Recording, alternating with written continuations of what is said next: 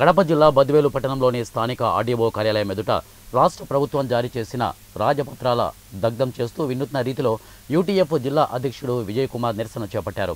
ఈ సందర్భంగా వారు మాట్లాడుతూ సిపిఎస్ ఉద్యోగులకు జీపీఎస్ విధానాన్ని అమలు చేస్తూ రాష్ట్ర ప్రభుత్వం విడుదల చేసిన రాజపత్రాన్ని తక్షణమే ఉపసంహరించుకోవాలని డిమాండ్ చేశారు.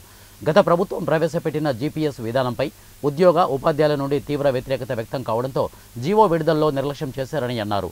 ప్రస్తుతం అధికారంలోకి వచ్చిన కూటమి ప్రభుత్వం గత ప్రభుత్వం రూపొందించిన జీపీఎస్ విధానాన్ని అమలు చేస్తూ పాత తేదీలలో రాజపత్రాన్ని విడుదల చేయడం దురదృష్టకరమని అన్నారు. ఎన్నికల సమయంలో ప్రస్తుత ఉప ముఖ్యమంత్రి పవన్ కళ్యాణ్, విద్యాశాఖ మంత్రి లోకేష్ కూటమి అధికారంలోకి వస్తే సిపిఎస్ స్థానంలో జీపీఎస్ కంటే మెరుగైన విధానాన్ని అమలు చేస్తామని ఇచ్చిన హామీని ఏమైందని ప్రశ్నించారు.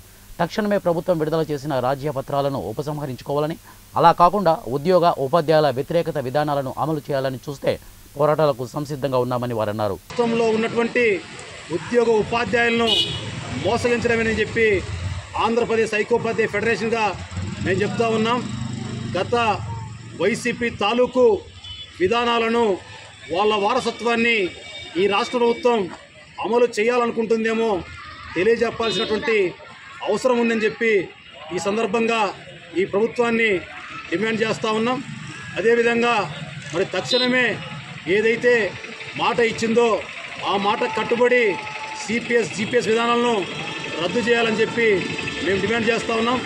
అదేవిధంగా ఈ రాష్ట్రంలో ఉన్నటువంటి ఉద్యోగ ఉపాధ్యాయుల యొక్క ఆకాంక్షలకు అనుగుణంగా తక్షణమే పాత పెన్షన్ విధానాన్ని పునరుద్ధరించేటువంటి కార్యక్రమాన్ని ఈ ప్రభుత్వం తీసుకోవాలని చెప్పి మేము డిమాండ్